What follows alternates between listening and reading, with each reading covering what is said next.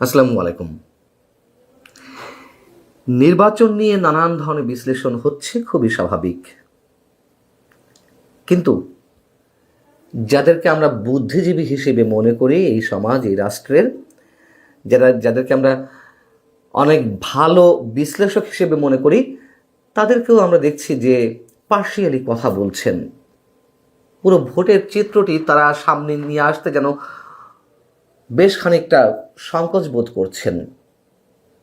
কিন্তু আমার মনে হয় এই যে নির্বাচনটি একটা কথিত নির্দলীয় নিরপেক্ষ সরকারের অধীনে যে নির্বাচন, সেই নির্বাচনকেও আমরা কোনোভাবেই একটা আদর্শ নির্বাচন হিসেবে অভিহিত করতে পারছি না। বরং একটা বিতর্কিত নির্বাচনের জন্য যা যা অনুষঙ্গের প্রয়োজন, যা যা বিতর্কিত ঘটনার প্রয়োজন, তার প্রায় সবই ছিল।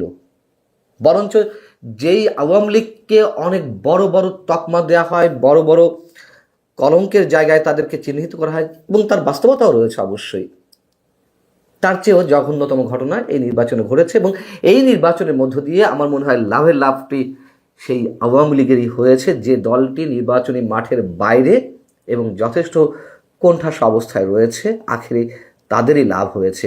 কেমন লাভ হয়েছে আমি সে বিষয়ে আসছি। যেটি বলছিলাম যে এই নির্বাচনে সব ধরনের অপ্রীতিকর ঘটনা ছিল, অনাকাঙ্ক্ষিত ঘটনা ছিল। তবে নির্বাচনকে ঘিরে সবচেয়ে বড় যে আশঙ্কার জায়গা ছিল যে তুমুল মাত্রায় সহিংসতা ঘটবে, অবশ্যই সেটি হয়নি। এটি চরম বাস্তবতা, এটি সত্য কথা। কী কী ছিল এইসব নির্বাচনে, আমরা এই নির্বাচনের অনুষঙ্গ হিসেবে বিতর্কিত করতে? যেমন ভোটের সিল চুরির ঘটনা, ব্যালট পেপার সংকটের ঘটনা, অন্যান্য অনেক কিছুর ঘটলেও অন্যান্য নির্বাচনে ব্যালট সংকটের বিষয়টি তো আর সব নির্বাচনে দেখা যায় না, এটি মোটামুটি বিরল। যশোরের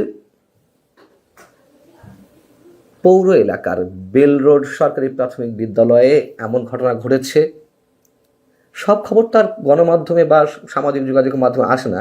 যাই হোক, আমি উদাহরণ হিসেবে বলছি, সিল চুরির ঘটনা ঘটেছে, ব্যালট সংকটের ঘটনা ঘটেছে, ভোটাররা ভোট দিতে না পেরে ক্ষুব্ধ হয়ে ফিরে গেছেন, এবং ভোট গ্রহণও প্রায় 1 ঘন্টা বন্ধ ছিল। কিন্তু ব্যালট পেপার সংকট কেন দেখা দেবে? ভোটারদের মাথা পিছু একটা করে ব্যালটই তো থাকার কথা। সেখানে ব্যালট পেপার যখন সংকট দেখা দেয়, তখন বুঝে নিতে হবে যে জাল ভোট সেখানে পড়েছে, অথবা আওয়ামী লীগের সময় যে অপবাদগুলো ছিল যে নিজের ভোটটা নিজে দিতে পারেনি, ভোটগুলো আগে দেওয়া হয়ে গেছে।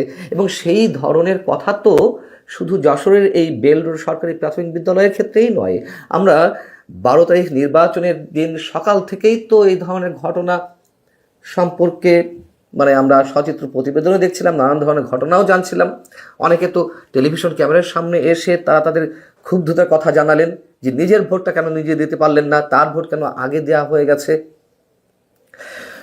গণহারে সিল মারা ঘটনা ঘটেছে কুমিল্লা, ময়মনসিংহ সহ বিভিন্ন জায়গায়। এবং যেমন কিশোরগঞ্জে ভোট কক্ষে পোলিং কর্মকর্তার নির্বাচনের ব্যালট পেপার আগেই ছিঁড়ে রেখেছেন, সেই ঘটনা ধরা পড়েছে টেলিভিশনের ক্যামেরায়, তাকে আটক করা হয়েছে। এই ধরনের ঘটনা ঘটেছে ঠাকুরগাঁওয়ে কোনো একটি কেন্দ্রে বা কোথাও 70% বেশি ভোট পড়েছে। 70% কেন, তার চেয়ে বেশি আরও ভোট পড়তে পারে, এমন ঘটনা আমাদের জানা লাগতে পারে। এখনও পর্যন্ত এটি সর্বোচ্চ জানা গেছে। কিভাবে হয় আওয়ামী লীগ ছাড়া একটি নির্বাচনে 70% ভোট? এটা মিরাকল বলবো, নাকি অ্যাক্সিডেন্ট বলবো, নাকি কাকতালীয় বলবো, নাকি জালিয়াতি বলবো, এই মুহূর্তে ঠিক বলতে পারছি না।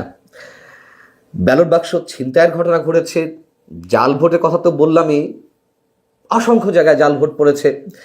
ভোট দিতে না পেরে মানুষ ফিরে ফিরে যেমন যাচ্ছেন, আবার মানুষজনকে টাকা দিয়ে কেনার চেষ্টা করা হয়েছে। এবং এই বিষয় তো আগের দিন রাত থেকেই শুরু হয়েছে, আমরা যদি সবাই জানি, এবং যেটিকে লাইলাতুল ইলেকশন হিসেবে অভিহিত করা হচ্ছে।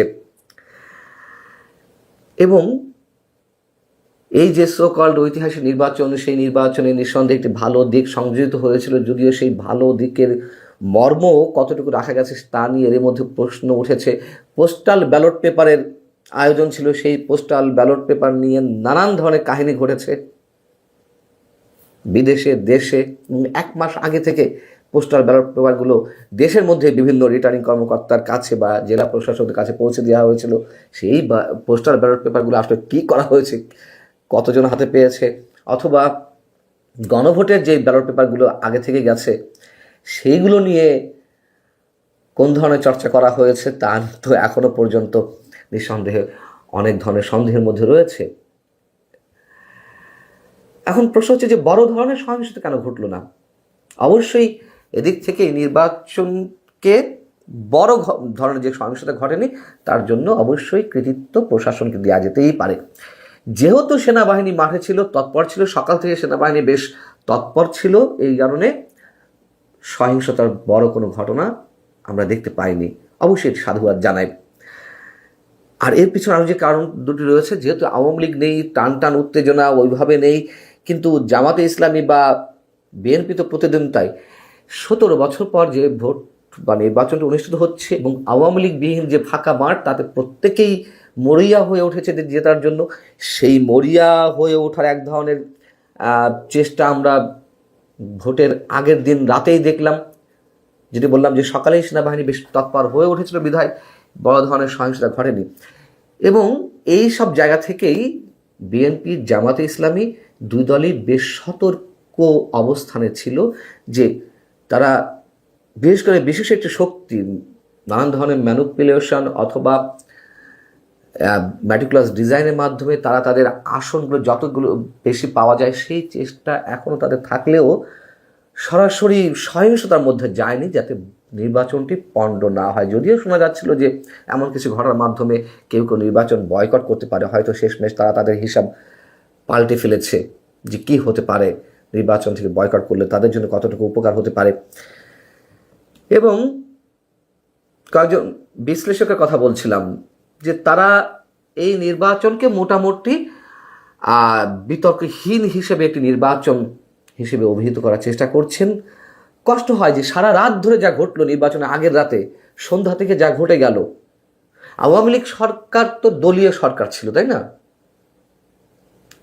আমি তাদের বিষয়টিকে নিশ্চয়ই জায়েজ করার চেষ্টা করছি না।